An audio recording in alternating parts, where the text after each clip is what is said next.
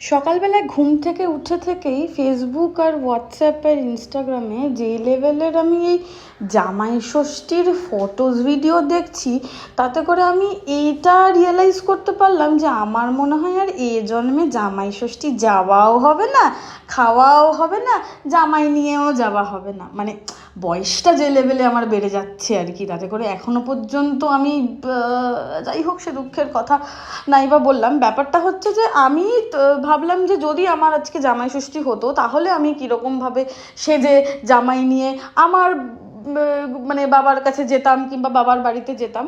সেই কারণে আমি ভাবলাম যে একটা গেট রেডি উইথ মি করি। এবারে গেট রেডি উইথ মি ব্যাপারটা তো ভীষণ প্রফেশনাল, মানে মেকআপ আর্টিস্টরা কিংবা যারা মেকআপের ভিডিও বানায় তারা বড্ড প্রফেশনালি এবং খুব সুন্দর করে করায়। আমি বেসিক্যালি বলতে ব্যাপারটা করতে পারি না, খুব ছ্যাদাবেদা করে মেকআপটা করি।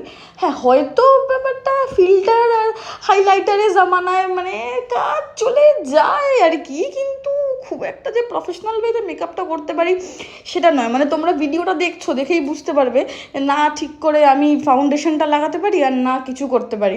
কপাল করে জুডিওর দৌলতে কিছু ভ্যারিয়েশন শেডস অফ কাজল পেন্সিলের জন্য চোখটা হয়তো ভালো লাগে। আর হ্যাঁ, আমার ভীষণ পাওয়ার আছে চোখে, বাট আমি তো সবসময় চশমা পরি না, আমি একটু ঝাঁকানাকা স্টাইল মারার জন্য লেন্সটা ব্যবহার করি, যার জন্য চোখটা একটুখানি লাইনার কিংবা হালকা একটুখানি পেন্সিলের কারসাজি করলে ব্যাপারটা ভালো লাগে। আর হ্যাঁ, লিপস্টিকের আমার ভীষণ শখ, যার জন্য আমার বিভিন্ন শেডের লিপস্টিক আছে, কিন্তু মোস্টলি সবটাই ওই নিউডের ওপরে, মানে খুব একটা বেশি লাল কিংবা খুব বেশি ডার্ক কালারটা নিজেকে পরলে কেমন রাক্ষসী ফিল হয়, মানে অ্যাকচুয়ালি রাক্ষসী ভেতর থেকে, বাট সেটা তো সবসময় প্রকাশ করার প্রয়োজন নেই।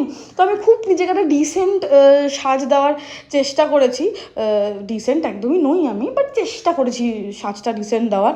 আমি খুব একটা ভয়েস ওভার দিয়ে ভিডিও বানাতে পারি না, কারণ আমার মনে হয় আমার গলাটা কোকিল কণ্ঠস্বরের মতো জঘন্য, আমার গলা জঘন্য। যাই হোক,